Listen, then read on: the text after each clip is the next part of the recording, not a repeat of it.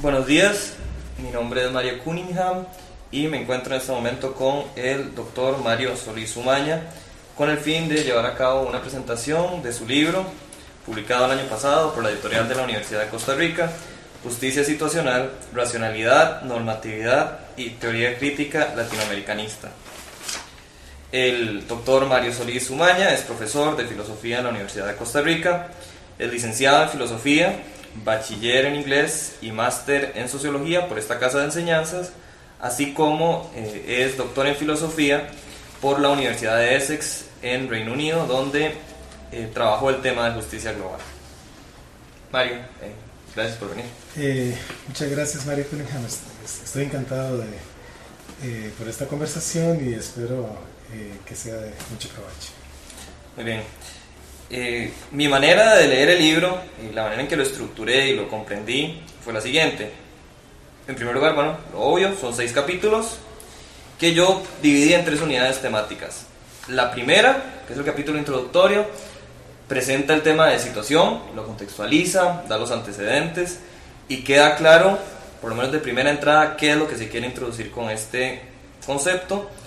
Los siguientes 3 capítulos yo los comprendí a modo de una unidad temática en la cual se presentan una serie de discusiones y al mismo tiempo se muestra en qué tradiciones se inscrita el libro. Ahí encontré los temas de identidad, cómo las dinámicas societales tienen que ser parte de la forma de hacer, o de la forma en que se hace filosofía política, el tema de la racionalidad, cómo se quiere evitar el logocentrismo y al mismo tiempo una defensa de un cierto método para hacer filosofía política. Y lo que también está presente es una discusión sobre el contractualismo. Las últimas 2 secciones están dedicadas por una parte a la crítica, a la teoría crítica latinoamericanista, y por otra parte está todo el tema de los 3 ejemplares que usted introduce: justicia global, derechos humanos y justicia transicional, como ya el modo final de mostrar cuáles son los alcances de la teoría de la justicia situacional. No sé qué le parece mi lectura. Sí, efectivamente esa es la estructura del texto. El proceso de construcción de esa estructura obviamente tomó cierto tiempo y digamos que estuvo marcado por ciertas decisiones. Por ejemplo, la idea de acercar, al revisar ciertas tradiciones, recientes tradiciones en filosofía política, sobre todo en la tradición anglosajona, revisar aquellas que, si se quiere, eran más cercanas a la clave teórica del texto, la noción de situación, y la idea básica del texto, que era hablar, si se quiere, de nosotros, sobre nosotros, desde América Latina. Esa era la inquietud inicial, y hablar desde nosotros, de nosotros, con un material, con una tradición reciente que discute problemas fundamentales de filosofía política y filosofía moral que nos conciernen. Y entonces digamos que la estructura originalmente no era esa, pero al final tomé la decisión de llevarla de ese modo porque era la mejor forma de presentar la idea original, la noción de situación. Muy bien. Algo que me llamó la atención a la hora de leer el libro, y sobre todo los capítulos del 2 al 4, es el orden en que se eligen los interlocutores con los cuales se presentan algunos temas. Los interlocutores de esos capítulos son John Rawls, Amartya Sen y la tradición comunitarista. No obstante, es curioso que inició con Sen y la crítica de Sen a Rawls, y posteriormente lleva a cabo una exposición de la teoría de la justicia como equidad de Rawls, siempre tomándolo de modo instrumental para presentar algunas discusiones. Pero ¿a qué se debió esa decisión de tomar primero la teoría de la justicia comparativa de Amartya Sen y después la teoría de la justicia como equidad de John Rawls? Inicialmente iba a ser más bien el comunitarismo, por decirlo así, la punta de lanza, para dibujar. Vea incluso este doble objetivo del texto, para posicionarse en una discusión y a la vez presentar un material, una discusión que no es tan familiar en nuestro medio académico, filosófico. Y entonces esa doble intención generaba cierta tensión en la escritura también. Inicialmente decía, iba a ingresar por el comunitarismo, porque el comunitarismo es bastante más intuitivo. La relación entre la comunidad, la construcción de identidad y la noción de situación, digamos, son muy vecinas, están muy cercanas. Y creí que por ahí iba a entrar, pero después, trabajando, pensando esto, porque esto se piensa una y otra vez, me di cuenta que quizás no, que quizás efectivamente, más bien, la teorización de Amartya Sen sobre justicia, en muchos textos, pero sobre todo en el texto del 2009, la idea de la justicia, que tenía como si se quiere, como antagonista a Rawls y a lo que Amartya Sen llamaba institucionalismo trascendental o trascendente. Esa me dio más bien una mejor clave, una mejor forma de ingreso. Y después podemos conversar de esto si quiere, pero hay bastante afinidad en la noción de justicia, desde la idea desde la clave situacionista, o situacionista es la mejor forma de decirlo, y la perspectiva comparativa de Amartya Sen. Esta elección de interlocutores, lo que usted ya decía, de que no son teorías o tradiciones que se encuentren muy desarrolladas ni que se discutan demasiado en el medio académico nacional, me genera inevitablemente la interrogante de por qué elegir esta metodología cercana a la propia de la filosofía política analítica como vía de acceso para teorizar justicia en América Latina. De ahí que me pregunto, por una parte, cuáles son las virtudes o cuáles serían las virtudes de este marco por encima de otros, y al mismo tiempo si considera que fue exitoso en evitar aquello que usted en el libro señala que quiere evitar, que es el concepto de transferencia plana, que es no tomar una teoría que se desarrolla en otro lugar del mundo, con otro contexto histórico y con otras preocupaciones, y trasladarla a un contexto donde tal vez no sea el más adecuado. Entonces, ¿fue exitoso, cree, en ese paso? ¿Y por qué seleccionar la filosofía política analítica o las teorías de la justicia como acceso? Yo espero que el texto supere ciertas tensiones y ciertas falsas dicotomías, y eso es uno de los objetivos, de fondo, si se quiere, del trabajo. La elección de esta tradición reciente de filosofía, incluso filosofía analítica, política, de corte anglosajón, la elección de ese ámbito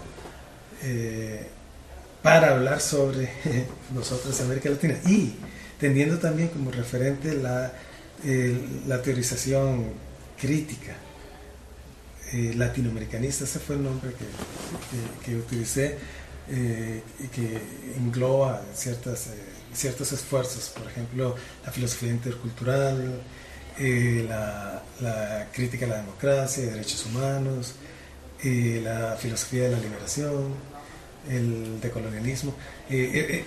Estas vertientes, si se quiere, digamos, yo las intenté englobar en esto que llamé teoría crítica latinoamericanista. Entonces, claro, es ambicioso porque estoy en puntos,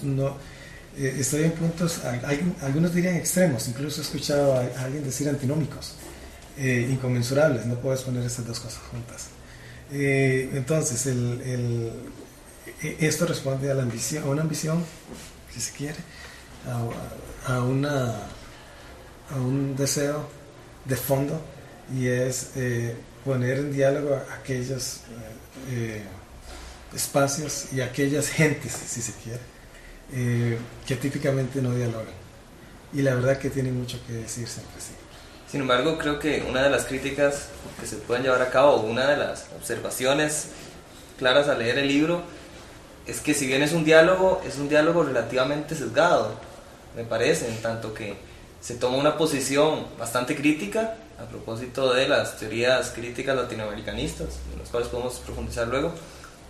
Y sí hay una elección, o si se quiere, un ensalzamiento del método o de la particularidad que ofrece esta otra teoría de tradición anglosajona a propósito de su rigor metodológico, la epistemología fuerte que parece tener presente. Y no sé si eso le aporta algo a la manera en que entendemos América Latina, o simplemente es un marco de referencia que viene de otro contexto y que por lo tanto, si bien puede servir para un diálogo, la preferencia de esa teoría sobre la latinoamericanista termina siendo una cuestión de elección de aquello que tanto denuncian esas filosofías de colonial, la filosofía de la liberación, de que es la tiranía de la razón, uno de los objetos, de los conceptos que están presentes en el texto, la tiranía de la razón o el logocentrismo presente y haciéndose palpable al elegir una cosa sobre otra. Sí, eso es un punto muy, muy importante. Y quizá lo puedo decir en una frase sencilla y fuerte, probablemente polémica.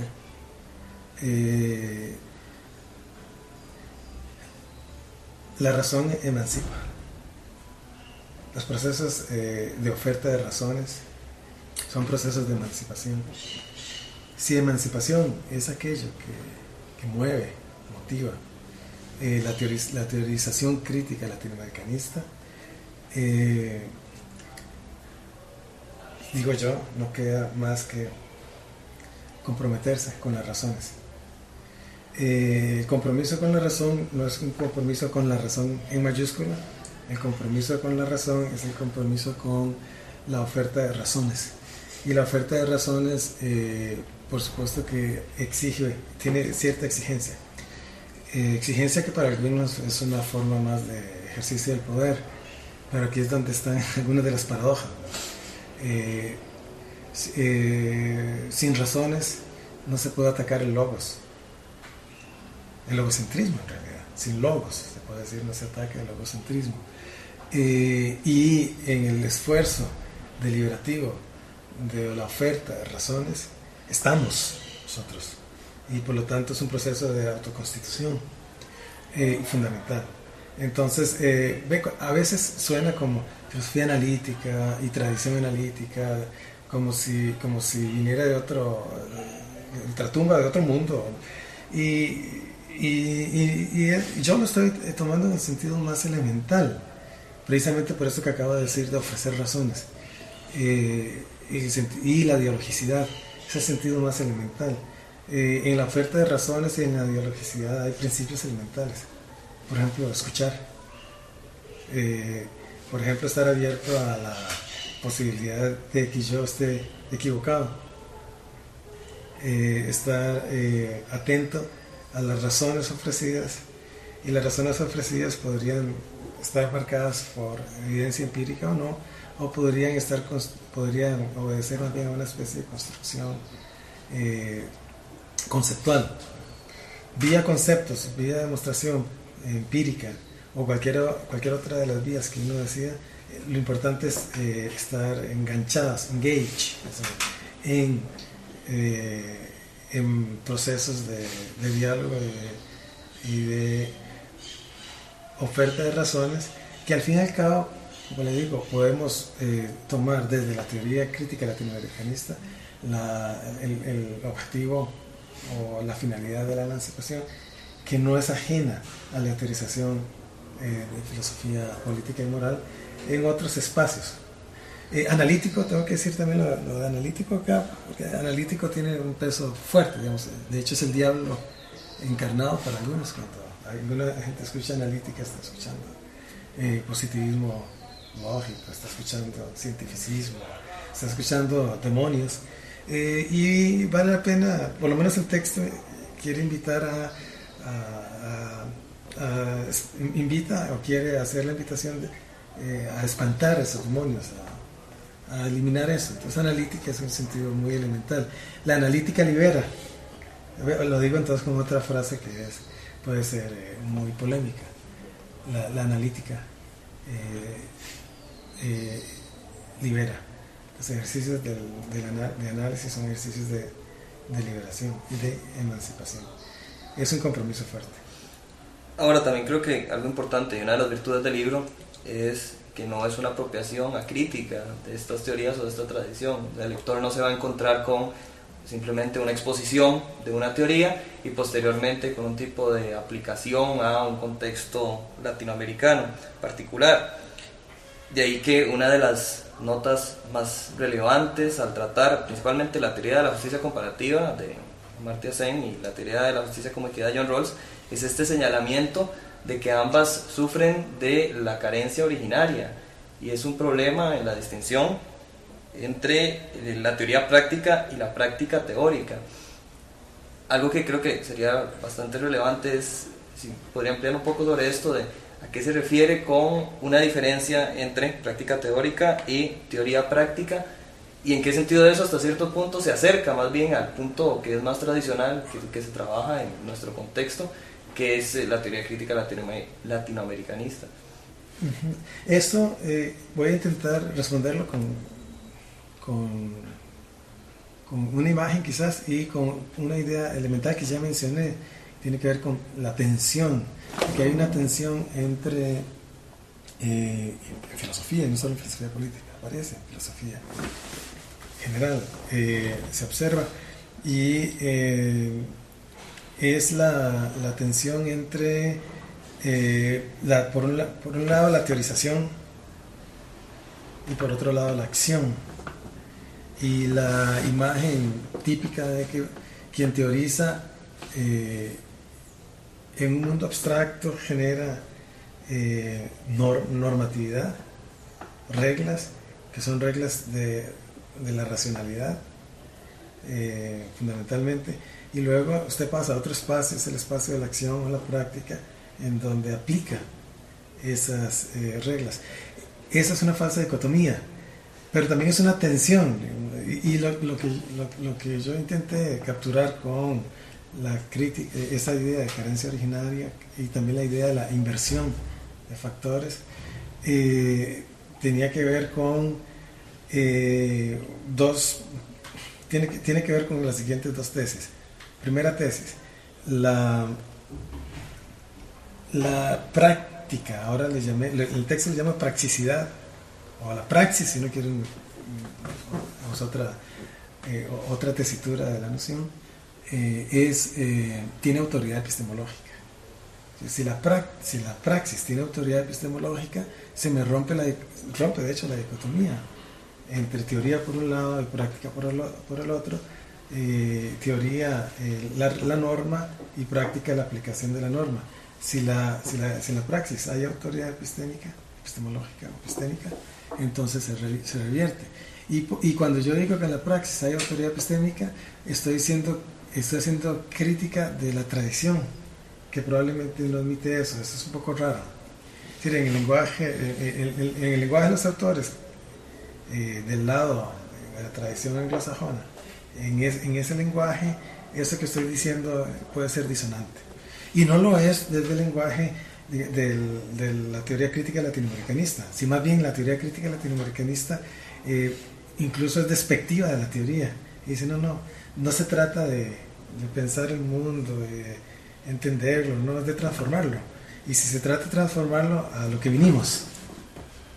Entonces esa tendencia, digamos, esa tendencia a la antiteoría está en la teoría crítica latinoamericanista. Entonces yo, por un lado, estoy diciendo que la teoría crítica latinoamericanista tiene sentido cuando se preocupa precisamente por eso, por el valor de la praxis. Y yo lo que estoy diciendo es, sí, porque tiene valor, pero valor como valor teórico. Ahora, al decir eso, también estoy, y probablemente sea objeto, quizás, espero, porque esa es la idea de ser atacado también, quizás sea objeto de la crítica de algunos filósofos o académicos, intelectuales latinoamericanistas, porque me van a decir que yo concedo mucho a la teorización y quizá incluso soy ingenuo pensando que la teorización no contiene ningún tipo de juego de poder. Bueno, yo niego eso. Yo no afirmo que la teorización está en algún lado distinto y es inmune a, y por otro lado la praxis inmune a, digamos, a los juegos de poder, y por otro lado tener la praxis, la acción, y ahí es donde se juega el juego del poder. No estoy en eso, estoy negando esa dicotomía también. Y no estoy negando el hecho, pero lo que sí estoy haciendo es afirmando algo que sí es ajeno a los teóricos latinoamericanistas, por lo menos a las tradiciones que están mencionando, y es el amor por la apreciación de la teoría. Creo que en el esfuerzo por defender y trabajar desde la praxis, se generó en esos esfuerzos desde la academia una especie de desdén por la teoría, incluso desdén por cualquier cosa que se parezca a axiomaticidad, cualquier cosa que se parezca, y ahí es donde está la otra en parte una inversión también, y es, usted puede, y de hecho creo yo debe, hacer teoría crítica latinoamericanista con las condiciones que conocemos de América Latina, en un esfuerzo de teorización fuerte, profunda. Justamente con esta última mención, América Latina es algo a lo que uno no está acostumbrado, si se quiere, ver esa distinción entre Latinoamérica y lo latinoamericanista.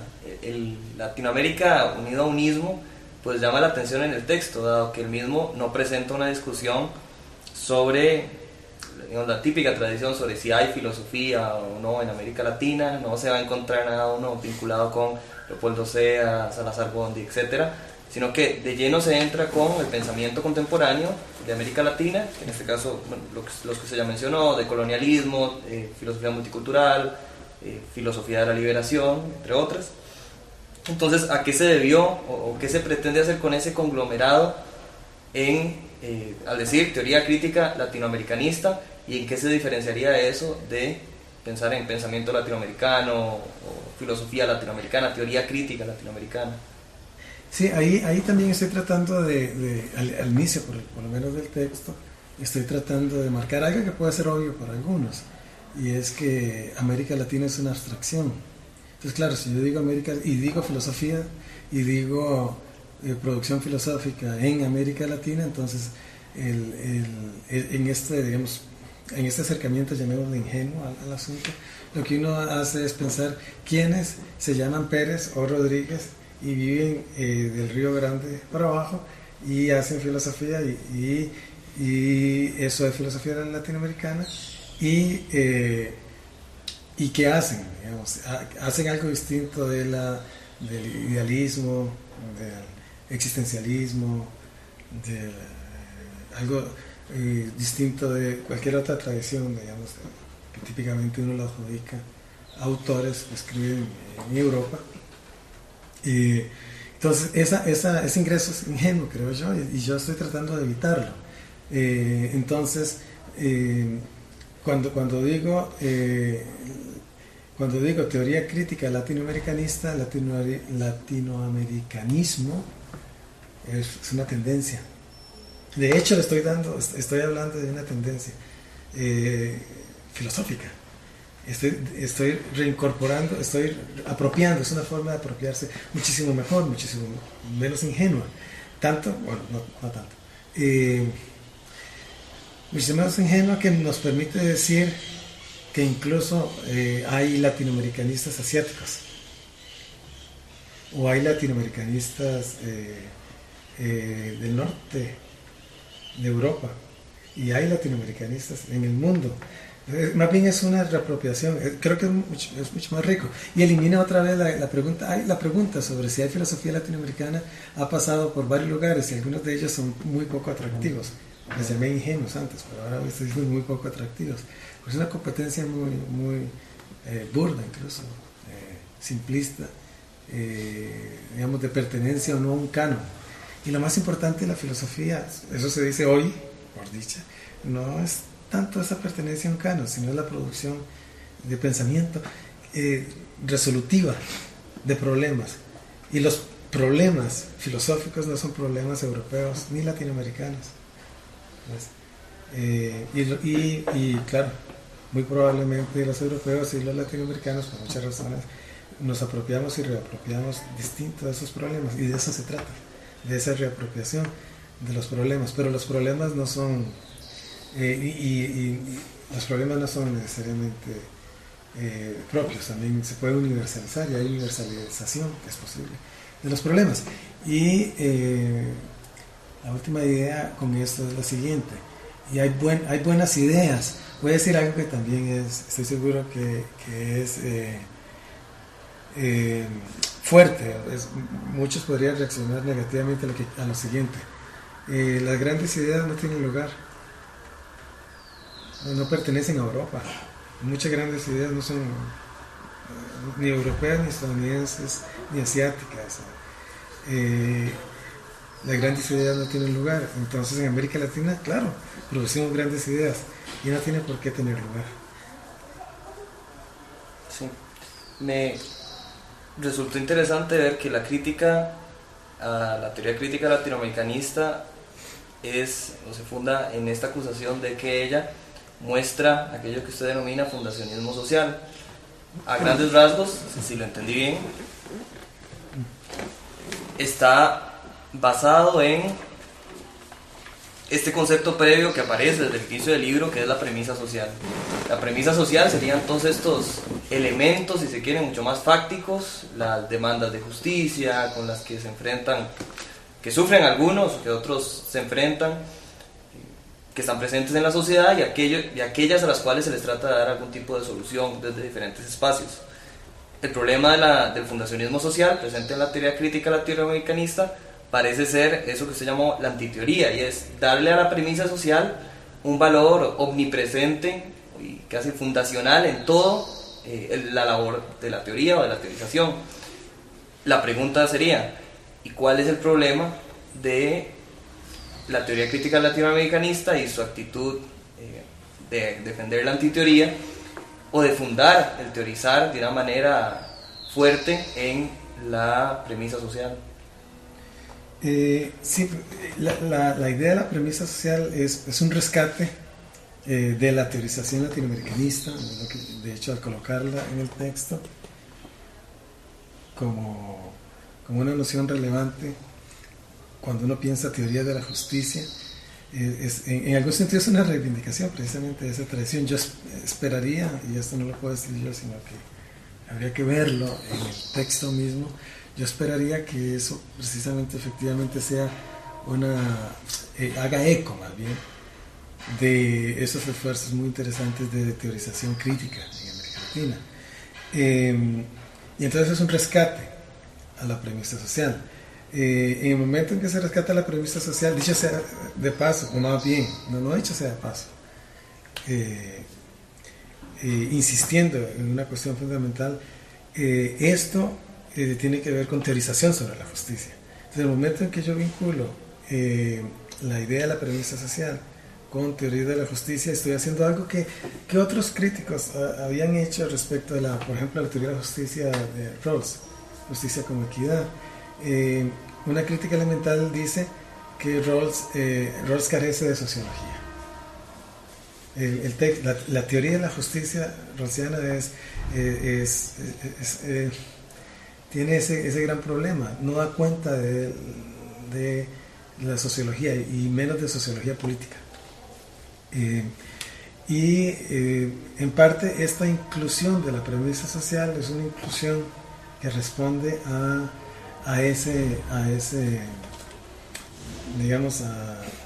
esa crítica, y asume en la presentación que intento hacer sobre teorías de la justicia, pero en realidad en mi reapropiación de las teorías de la justicia, asume esa crítica e introduce como relevante para pensar hacer justicia relevante, digamos, ese no quiero llamarlo punto de partida, digamos, ese factor, prefiero llamarlo factor. Ahora, el problema que encuentro por el otro lado, ve que el juego del texto es un juego de sí, pero, o sí, no obstante. Entonces aquí sí, no obstante, hay un abuso de la premisa social en la teorización latinoamericanista. Y es un abuso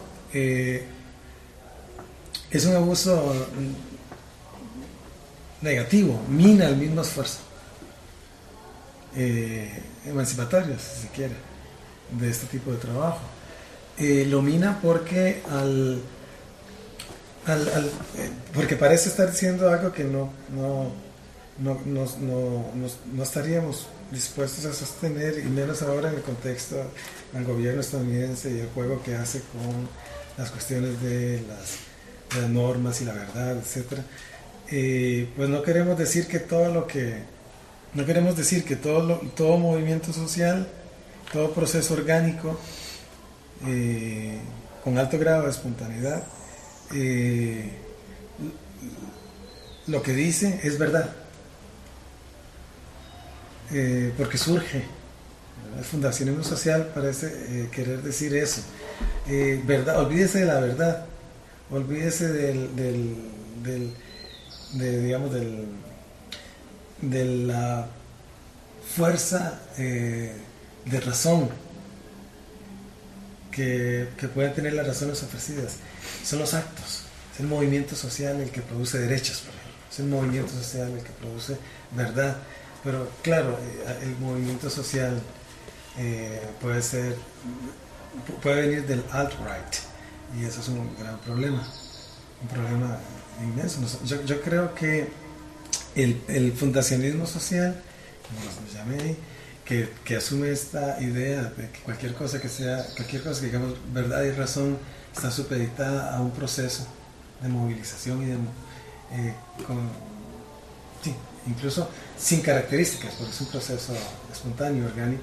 Eso es lo que hay que hacer. A mí me parece tenebroso incluso. Entonces el fundacionismo social es un problema para lograr aquello mismo que se desea desde la teorización crítica latinoamericanista. Y para evitarlo, sí necesitamos un gramo, diría yo diría una buena dosis de racionalidad, también crítica. Creo que eso nos permite de muy buen modo pasar al tema de la justicia situacional, porque para dibujarlo del modo en que lo comprendo, por una parte se introduce la tradición de filosofía analítica tan criticada a nivel de filosofía política por su exceso de teoría. Por otra parte tenemos la teoría crítica latinoamericanista, que cae en estos problemas más bien de promover la antiteoría y de pensar que a partir de la premisa social se puede fundar los criterios de verdad o los criterios normativos que sean, sin ningún otro factor que pueda ponerle algún límite. Y la teoría de la justicia situacional, con la inversión que había mencionado anteriormente, lo que viene a hacer es decir, la premisa social se tiene que poner o colocar como el factor inicial de la teorización, y después ser sometido, si se quiere, a los elementos y a los instrumentos, al método que ofrece, por ejemplo en este caso, la filosofía política analítica, que da criterios de cómo encontrar o cómo determinar la justicia de un proceso, de principios, la legitimidad al mismo tiempo, de formas de gobierno, de formas de toma de decisión, etc. Pero ante todo esto, que se entiende como una búsqueda de un punto intermedio entre ambos lugares, ¿por qué situación? ¿O a qué viene a hablar de situación o situacionismo? Esa es una gran pregunta. De hecho es la pregunta más importante quizás, porque el texto se llama justicia situacional. Algo debe haber en la noción de situación relevante para que ese término no solo sea el título del libro, sino que cruza todo el análisis que se hace. De hecho es una oferta, en realidad es una oferta. a pensar problemas de teorización sobre la justicia y problemas de justicia, de injusticia si se quiere, como una clave, una nueva clave, y esa es la noción de situación. Y eso tiene que ver con lo que antes dije, solo lo recupero rápidamente. Ve que el evento, estoy usando una noción que viene también de esa tradición, evento, Badí, por ejemplo. Entonces, el evento es fundamental.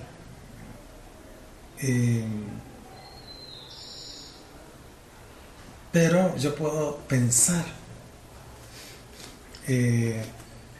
y cuando digo evento estoy pensando en evento en su materia, usando otro lenguaje extraño quizás, en su actualidad. Yo puedo pensar sin eventos. Eso es una. Sin eventos, dicho así, en su actualidad, y tiene un valor. Y es relativamente autocontenido, o alto, requiere de altamente autocontenido. Por otro lado, yo puedo introducir la noción de evento cuando pienso, sin introducir eventos. Estoy en el nivel de abstracción alto. Y ahí estoy recuperando aquello que los que hablan de lo originario del evento, digamos,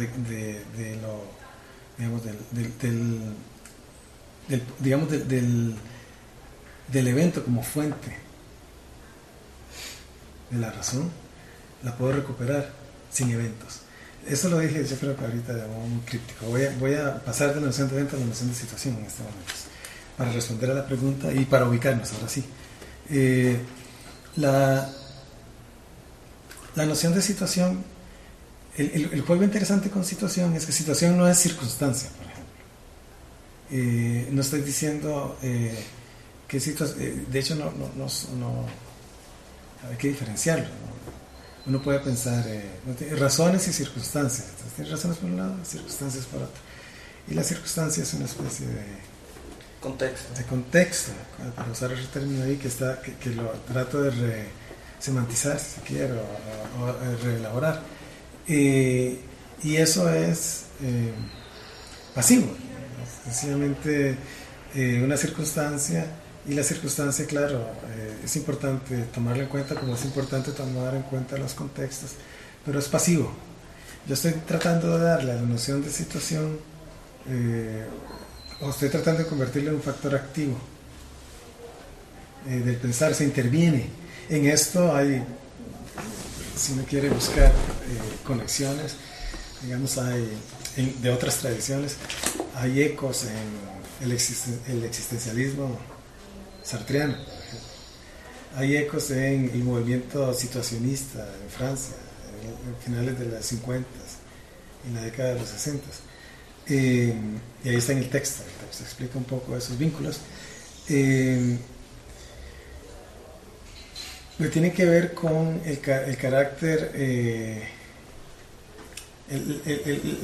lo determinante que es situación.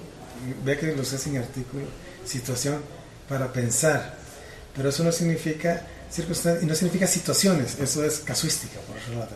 Esto es necesito justicia, tiene que ver con situaciones. Todas las situaciones son distintas, así que vamos a tener que abrazar un cierto tipo de relativismo que dice que, bueno, depende de una situación lo que usted reclame como principio normativo, depende de una situación lo que uno comprenda como razón y por lo tanto lo presente como razón para la acción. La noción de situación acá, la forma en la que intento trabajar también, digamos, se escurre, quiere escapar de la casuística. Y por lo tanto tiene pretensiones universalistas. Es interesante esa parte, porque tiene pretensión universalista universalista, voy a dejarle. Eh, y entonces ahí es donde el libro y donde la noción, digamos, ya pierde cierta liviandad original o propia del término. Situación es un término ordinario, de hecho. En el momento en el que está ahí introducido y convertido en categoría, es que claro, pierde esa liviandad. En buena hora, digo, porque lo que se está haciendo es construyendo una categoría. Y esa liviandad la pierde precisamente por lo que estoy diciendo. ¿Cómo es que yo puedo decir que situación es universal? Si la situación me lleva a pensar de modo particular. Y precisamente ese es el reto. ¿Cómo es que yo puedo, segunda forma de decirlo, cómo es que yo puedo introducir en el pensamiento situación sin situaciones? Y de hecho lo que estoy diciendo, en la teorización introduce un factor el factor situación como categoría del pensamiento, sin necesidad de cargarlo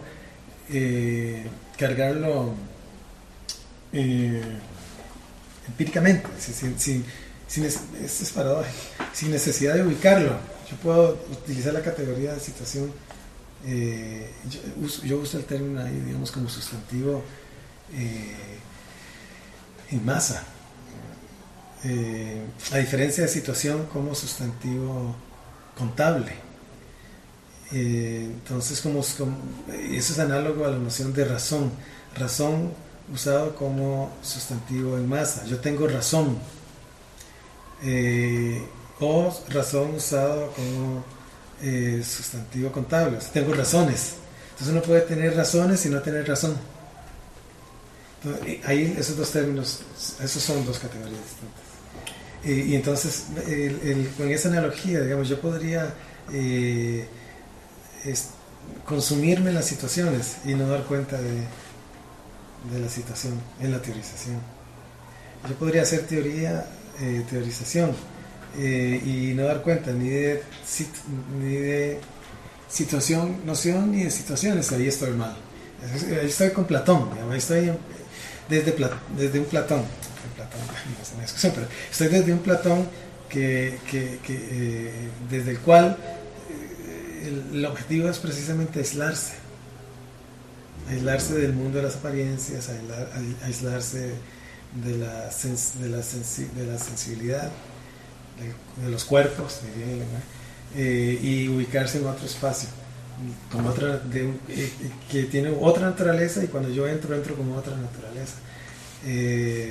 No, eso hay que evitarlo, y la noción de situación permite romper en ese aparente espacio de la teorización puro, no es puro, y permite rescatar también situación en el sentido como sustantivo no contable, y es decir, entonces ya ahora sí puedo dar cuenta de situaciones. Pero la situación tiene este sentido misterioso, doble, incluso paradójico probablemente. Por lo tanto juega este juego que estoy tratando de jugar de la rescate de la teorización y defensa de lo que en otro lugar también llamo defensa de la tesis práctico dependiente. No podemos pensar de fuera de la praxis. El libro, y eso es algo que creo es una deuda pendiente, no, con excepción del primer capítulo, no se toma, no hace el esfuerzo por situar puntualmente situación, sino que lo va esbozando y va dando características a lo largo del texto.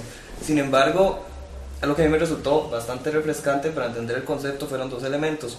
Por una parte, la idea de razonar como principio activo, esta idea de razón como principio activo, y por lo tanto el razonar, que es la manera de entender razonar y la idea de razones situadas, y por lo tanto entender que con la idea de situación lo que se está buscando es, en efecto, eso que usted señala, un tipo de la materialización de la inversión de la que se habla, donde la premisa social tiene un rol primordial a la hora de teorizar, pero hay elementos que permiten hacer que la premisa social no se desborde.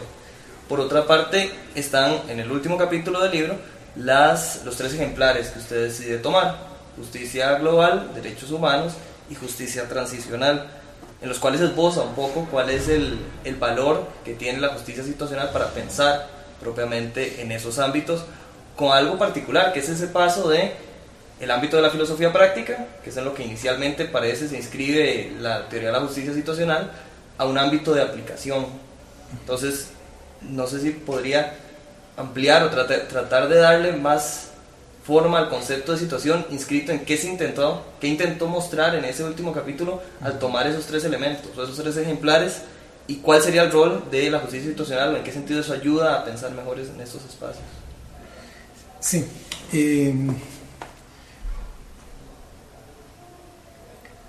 En los últimos capítulos, bueno, el sexto que acabas de señalar, el quinto, también casi al final, el texto intenta jugar con una triada,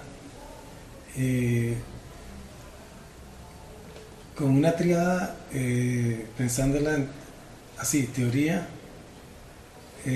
práctica, aplicación, que emula en parte la triada típica en la división canónica en ética entre metaética, ética normativa y ética aplicada. Al meterme en este asunto de esta triada, también me meto en el asunto, lo convierto como en dominios. Hay un dominio, ninguno de los tres dominios es deleznable, de hecho, necesitamos esos tres dominios, esos tres espacios, y no dos. De hecho, en parte se coloca como rechazo a cierto binarismo, la teoría práctica, por ejemplo, típico. Y estoy jugando con un tercer elemento que también recoge la idea de, por un lado, razón axiomática, si lo pongo en términos de razón axiomática, matematizable, por ejemplo, la axiomaticidad o razón algorítmica. Yo dudo un poco con el uso de ese término, no lo tengo completamente claro, pero por eso es que uso a veces axiomaticidad y a veces digo algorítmica. Entonces, tenemos por un lado razón axiomática o razón algorítmica, en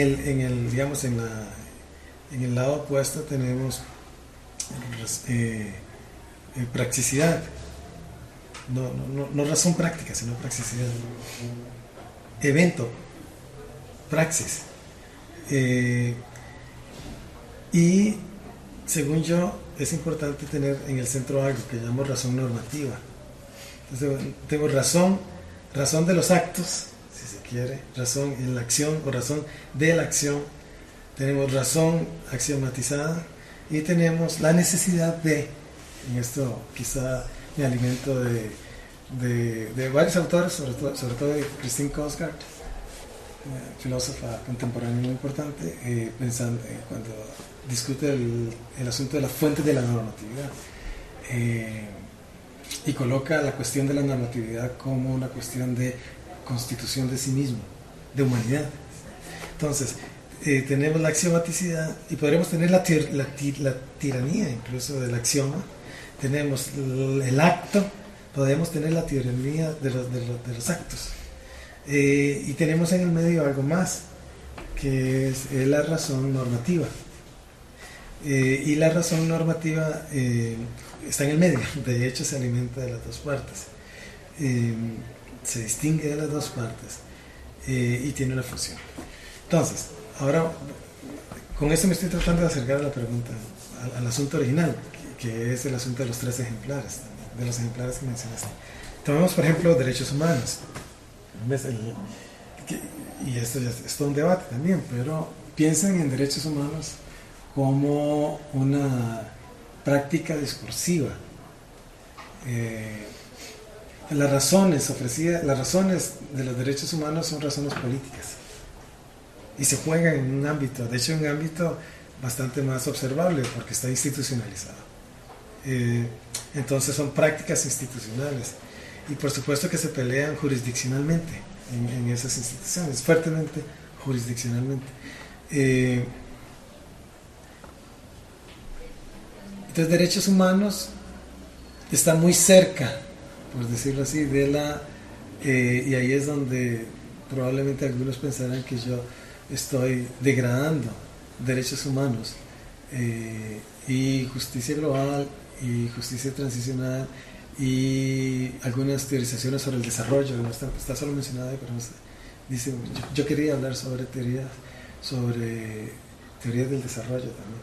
Degradadas en el sentido de que es un espacio que está muy cercano a la práctica, al evento, a la acción. Y entonces, si está muy cercano a la acción, no es exactamente... voy a decirlo así. Si está muy cercano a la acción, está muy cercano a la lucha y la colocación en espacios institucionalizados, por ejemplo jurídicos. Si está ahí, digamos que la razón parece ser sierva. ¿Ves? La razón parecería ser sierva. La axiomaticidad es importante, sí, y solo sí me sirve para lograr colocación, pero está al servicio de... y yo en todo el texto intento decir que ninguno está al servicio de nadie, eso es lo que intento decir. Pero por otro lado intento decir que no vale la pena hacer filosofía axiomatizada con principios morales universales para defender derechos humanos. Porque derechos humanos no se juega así. Entonces, esta idea de una normatividad axiomática, universal, moral, que aparece como la razón, y quizá la única razón en defensa de derechos humanos, no funciona. Derechos humanos están en un subdominio particular ahora sí, de filosofía aplicada. ¿Qué es lo que hacemos los filósofos cuando hablamos sobre derechos humanos? ¿Qué es lo que se hace desde la filosofía? Típicamente cuando uno se compromete con derechos humanos, muy probablemente esté haciendo filosofía aplicada. Y por eso le llamo a esto una especie de, quizá de degradación, porque suena feo para ciertos oídos decir que la discusión sobre derechos humanos de filosofía es una discusión de filosofía aplicada. Y es lo que yo trato de decir. Trato de decir que son filosofías aplicadas. Trato de decir que en el ser filosofías aplicadas también quiero decir que no hay una degradación, porque en la praxis hay autoridad epistemológica, en otro momento lo había dicho, pero trato de entenderla en ese subdominio, que es diferente de los otros dos subdominios. El subdominio de la razón axiomática, razón normativa axiomática, el juego de los principios, y en el dominio de los principios, de los metaprincipios, si quieres, eso es metateoría. Y el juego de la razón normativa, que es un juego mucho... Si estos fueran gradas, estaría en la segunda grada, digamos, ya sea para subir o para bajar, en donde yo juego con el principialismo de la axiomaticidad, de la racionalidad, de alto nivel de teoricidad, y trato de hablarle y alimentarme del otro nivel o espacio de alta practicidad, y así es como puedo entonces jugar, y necesito jugar con este tercer elemento, porque si no estos dos se agotan. Entonces un deseo de eliminar esa concepción binaria, y jugar con una concepción trivalente, si se quiere. Eso es una de las ideas. Entonces, otra vez, derechos humanos, justicia transicional y justicia global. Esos tres habría que entenderlos colocados en un dominio que probablemente no pueda reclamar ser teoría con dominio propio, ser teoría con derecho propio, no, con derecho propio. Esas no son teorías con derecho propio, están en otro lugar las teorías con derecho propio, pero eso no las niega, y más bien incluso las fortalece. En ese sentido, la justicia situacional, me parece, no solo muestra o trata de diluir una distinción que tal vez no es la más apropiada, además cuando se le da si quiere un peso más fuerte del que realmente tiene entre práctica y aplicación, sino que además funciona como práctica, le logra dar el valor de teoría a un ámbito que normalmente se deja de lado o tal vez no se trabaja con el rigor que exige la teoría, o que a veces se excede en el rigor de la teoría y para darle mayor peso a la práctica. Sin embargo, y aquí viene la pregunta siguiente, uno se puede preguntar, y es una pregunta principalmente lanzada a la filosofía política, ¿cuál es la utilidad, cuál es el valor que tendría este tipo de trabajo? O más aún, en un sentido más general, ¿cuál es el valor que tiene la filosofía y este tipo de trabajos en el ámbito nacional? Porque muchas personas pueden escuchar una conversación como esta y pensar que en realidad es mucha abstracción y que caímos de nuevo inevitablemente en el exceso de teoría y la práctica quedó totalmente de lado, y puede que no les diga mucho lo que se está hablando. En ese sentido, le preguntaría cuál cree que es el valor tanto del texto como de la labor filosófica en general en un contexto como el nuestro.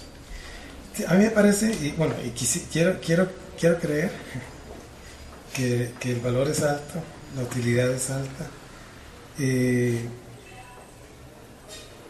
por la siguiente razón. Esto es un esfuerzo de apropiación, digamos. El texto está escrito no como glosa de grandes autores, digamos. A mí no me interesa glosar a Rawls, eso es poco interesante. Tengo que decir que el texto, sin embargo, digamos, yo aprovecho la oportunidad para dibujar al autor, digamos, y presentarlo, en parte porque creo que no tenemos muchísimos textos que generen una buena panorámica. Entonces eso está ahí, digamos, pero yo no el texto está escrito de modo tal que yo no estoy glosando o haciendo exégesis filosófica. No es el interés. El interés es bastante arriesgado, hecho sea paso. El interés es decir, es afirmar y defender ciertas tesis, no solo en la categoría de situación, que ya de por sí, digamos, es una aproximación muy propia, una construcción, digamos, es una oferta constructiva. No solo esa, sino ciertas otras tesis que aparecen ahí que yo intento defender, y eso significa que me expongo, y eso significa que puede alguien mostrar error en lo que yo estoy señalando, y que soy yo, Mario Solís, el que tiene el problema, no son los autores, soy yo el que tengo un problema en la defensa de una tesis, y eso creo que ese riesgo vale la pena, y la utilidad del texto precisamente tiene que ver con eso. Es que típicamente la filosofía, eso más en Costa Rica, la producción filosófica es una producción de exégesis de la filosofía, de exégesis de historia de la filosofía, exégesis histórica de la filosofía, que no es mala por sí misma, pero tiene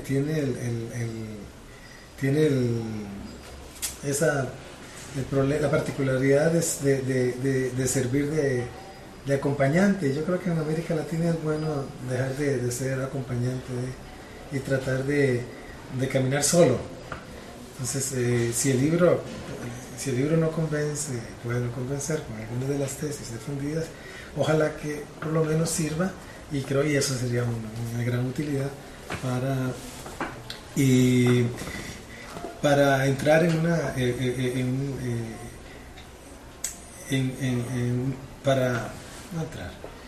para ejercitarse en producción filosófica que es apropiación, exposición de sí mismo, y muy importante, creo, espero en este caso, la posibilidad de negar, incluso con las herramientas que el texto da, de negar y rechazar. Eso ya metodológicamente y en términos de cultura filosófica creo que es un valor. La pregunta por el valor del texto va de la mano con la pregunta por la recepción, y esa es otra de las cosas que creo que resulta relevante cuál ha sido la recepción del libro, tanto dentro de el espacio filosófico como fuera de él.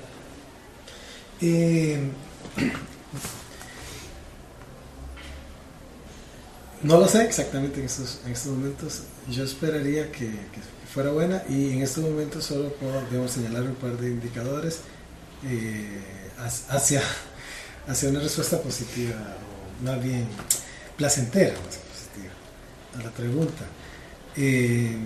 Este texto, por ejemplo, lo leyó Alison Wolf, es profesora de filosofía de Simpson College, y trabaja la teoría de la justicia y estos temas. Y ella incluso me ha ofrecido traducir el texto para publicarlo en inglés. Creo que eso, digamos, es un indicador de recepción positiva. Cuando presenté algunas de estas ideas en la Universidad de Uppsala, en Suecia, la recepción también era buena. Algunas de estas cosas las discutí en University College London con algunos colegas, incluso estudiantes de posgrado, etc. Y también ahí yo me sentí contento con el hecho de que había recepción positiva en el sentido siguiente, en el sentido de que ahí hay una idea digna de explorar y de explotar, si se quiere. Entonces, esa es, digamos, una recepción. Yo estaba tratando de enviar el libro a lugares o a gente que conozco, a lugares en donde puede ser interesante que se estudie. Tengo amigos en la Universidad de la UBA, en la Universidad de Buenos Aires, y algunos en la UNAM. Entonces estoy como tratando de colocarlo. Este libro es más de América Latina, obviamente está escrito en castellano, y obviamente ya solo por esa razón es un libro cuya divulgación pues debería ser primariamente en el mundo de habla hispana, y estoy tratando de hacerlo. Insisto que he escuchado gente con la que he compartido el texto, digamos, con valoraciones positivas. La recepción, hubo una presentación del libro hace poco. Rosay Rosales, por ejemplo, presentó en ese momento. Carlos Sandoval. Son gente que no está en filosofía, viene de otros ámbitos de la comunicación, de las ciencias políticas, y también me sentí obviamente halagado por una valoración muy positiva en la presentación del libro por parte de ellos, y entonces tengo la impresión de que sí, de que la acogida es buena. Y la divulgación pues no es algo en lo que me estoy ocupando, es decir, ya la venta y la distribución del texto no es algo que me estoy ocupando, excepto, digamos, el medio más inmediato, léase la Ciudad Universitaria de Radio Fácil, o bien léase San Pedro, pero y le he tratado de ubicarlo. Se ha vendido una buena cantidad, no sé cuánto exactamente, pero algo se ha vendido.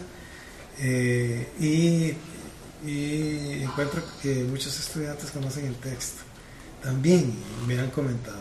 Entonces digamos que promete, lo que podría decir, digamos que el texto promete, y yo espero que pase de ser una promesa. Quizá efectivamente tener no solo la divulgación que podría tener, sino la recepción, que es lo que estamos hablando, que es lo que importa. Y la pregunta de cierre obligatoria, ¿qué será de la teoría de la justicia situacional? Es una idea que va a tener mayor desarrollo, que lo tendrá, pero de momento está en pausa, esperando mayor recepción. ¿Qué debemos esperar de esta teoría? Que sobreviva. Eso es lo que podría esperar, que sobreviva, y claro, que se transforme, y que tenga valor incluso como punto de partida, para hablar de justicia, de teoría de la justicia. Pero pregunto, ¿debemos esperar mayor desarrollo de parte de su autor propiamente. Ok. Sí, sí, yo estoy tratando de, de reingresar en algún sentido o profundizar el problema de la racionalidad. Estoy tratando de entender, por ejemplo, cómo situacionismo puede ser, y creo que lo es, estoy contento porque creo que lo es, pero cómo situacionismo es eh, digamos, puede competir con teorías de la verdad, como coherentismo, como ¿perdón? Fundacionalismo, exacto, evidencialismo, confiabilismo. Yo estoy esperando que eso sea que tenga tal particularidad que pueda listarse como una opción más. Contextualismo no está colocada todavía, sí, digamos, como una teoría de la verdad, pero situacionismo podría ganar ese espacio. Que contextualismo, si uno lee textos como el texto de Michael Williams, es un texto muy interesante sobre los problemas de conocimiento, problems of knowledge, creo que sí, es no the problem, sino los problemas del conocimiento. Ahí el autor dibuja dibuja digamos, esta competencia entre coherentismo, fundacionismo, introduce contextualismo con eh,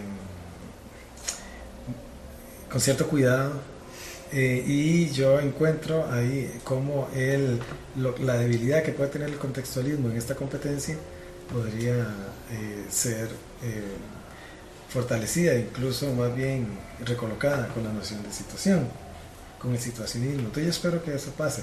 Y también estoy trabajando situacionismo desde la psicología evolutiva, de la psicología situacionista, hay una tradición ahí muy interesante, y estoy tratando de ampliar, digamos, el horizonte desde la epistemología, por un lado, en filosofía, y desde la psicología, por el otro lado.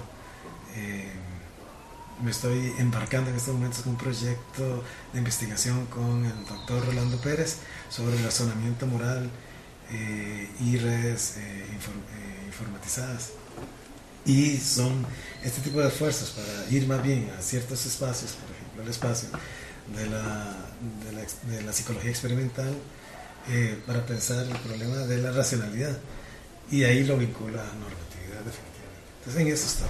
Bueno, quedamos a la espera de esos futuros desarrollos. Muchas gracias por el tiempo.